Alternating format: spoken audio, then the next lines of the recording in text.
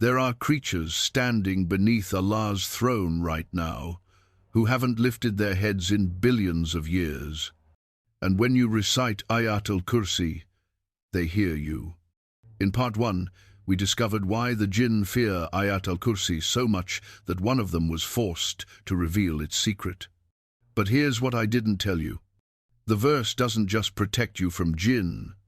It connects you directly to the greatest creatures Allah ever made.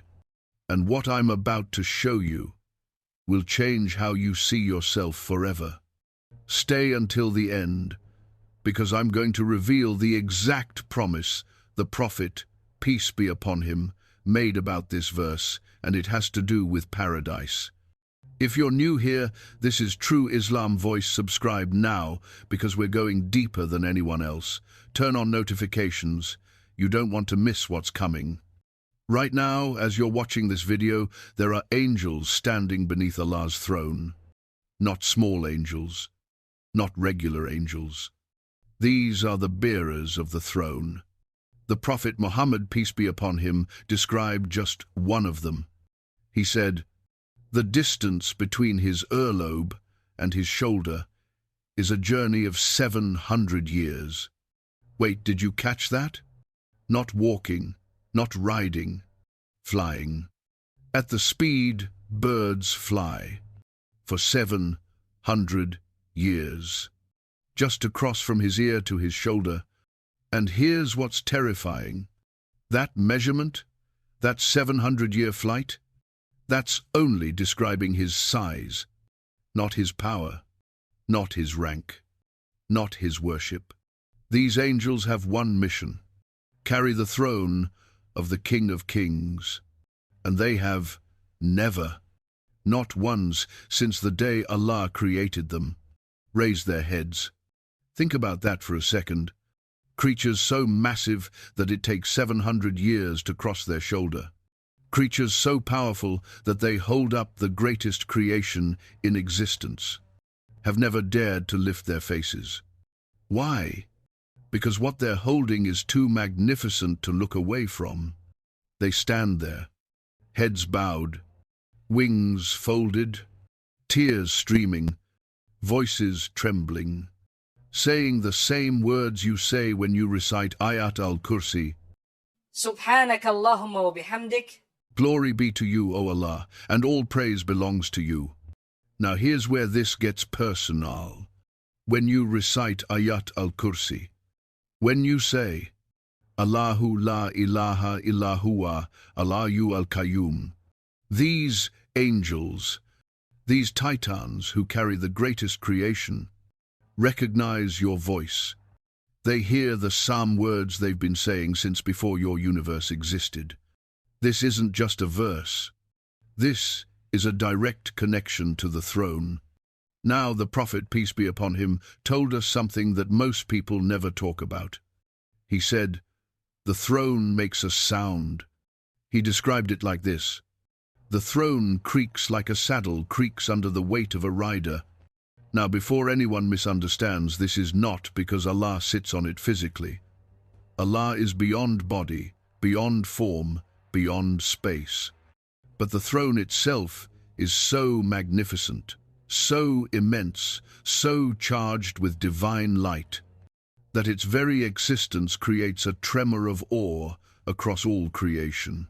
And on the day of judgment, when the trumpet is blown, when mountains crumble to dust, when oceans catch fire, when the sky tears open like parchment, the throne will be brought forward. But here's what's terrifying. On that day, 8 angels will carry it instead of 4. Why? Because the weight of judgment is heavier than the weight of mercy. Remember in part 1, when we talked about the scale, how the entire universe compared to the Kursi is like a ring in a desert, and how the Kursi compared to the throne is also like a ring in a desert. Well, there's more. Ibn Abbas said something else that scholars rarely mention. The 7 heavens and 7 earths, compared to the Kursi, are like a ring discarded in a desert. Notice the word discarded. Not just thrown, discarded, like something so insignificant you don't even remember dropping it. Now the Prophet ﷺ was asked, which verse in the Quran is the greatest? Without hesitation he said, Ayat al-Kursi, not Surah al-Fatiha, not Surah al-Ikhlas, not Ayat an-Nur, Ayat al-Kursi. Why? Because it contains 11 declarations that no other verse combines in one place. Watch this. Allahu la ilaha illa huwa, there is only one worthy of worship. Al-I, Al-Qayyum. He is eternally alive. He sustains all existence. La ta'khudhuhu sinatun wa la naum. He never sleeps. Lahu ma fis samawati wa ma fil ar. Everything belongs to him. Man daladi yashfau. No one intercedes without his permission. Yalamu ma baina aydihim. He knows their future. Wa ma kafahum. He knows their past. Wala yuhituna bishayin min ilmihi. We know nothing except what he teaches. Wasiya kursiyuhus samawati walad. His footstool covers creation. Wala yauduhu hifuhuma. Protecting everything does not tire him. This is not just a verse. This is a complete portrait of divine majesty. Now here's where it gets practical. The Prophet, peace be upon him, made two promises about this verse that most Muslims don't know. Promise number 1. Whoever recites Ayat al-Kursi before sleep, Allah will appoint a guardian angel over him, and no shaitan will approach him until morning. Real protection, real angels, real safety. But promise number 2? This one will change your life. The Prophet, peace be upon him, said, whoever recites Ayat al-Kursi after every obligatory prayer, nothing prevents him from entering paradise, except death. Read that again in your mind. Nothing prevents you from paradise.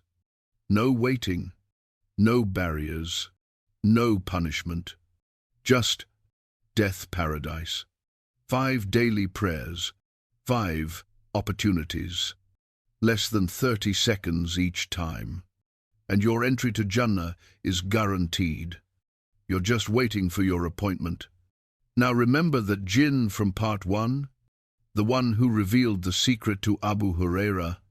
Across 14 centuries, exorcists and scholars have documented the semi-phenomenon happening over and over. When Ayat al-Kursi is recited over someone possessed, the Jinn screams, "Stop! This verse burns us. We cannot stay where this verse is recited. We fear the throne." Not, we dislike it. Not, it bothers us. We fear it, because this verse reminds them of the one they rebelled against. It reminds them of the throne they were banished from. And when you recite it, you wield the sword of Tawheed that cuts through every illusion of darkness. Listen, I know some of you watching this are going through something right now.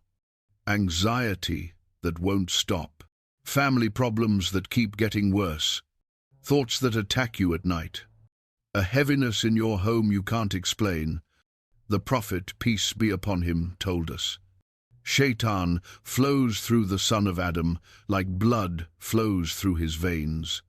He whispers, he deceives, he magnifies fears. But he cannot enter where Ayat al-Kursi is recited.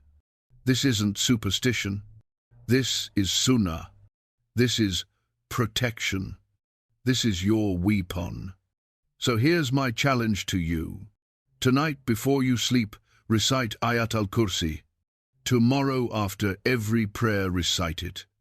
And watch what changes. Now, if you want to understand the rest of this story, if you want to know what happens in the grave when you recite this verse, the exact moment on Judgment Day when it will save you, why the Jinn was forced to tell the truth, Part 3 reveals this. You need to subscribe to True Islam Voice right now. Hit that button, turn on all notifications, and drop a comment saying, "I will recite it after every prayer." Let's see how many of us commit to this. Oh, and one more thing. Remember when I said that Jinn might have been Shaitan himself? In part 3, I'm going to prove it. And I'm going to show you what he didn't tell Abu Huraira. Because Ayat al-Kursi doesn't just protect you from the Jinn, it actively burns them. Literally. See you in part 3.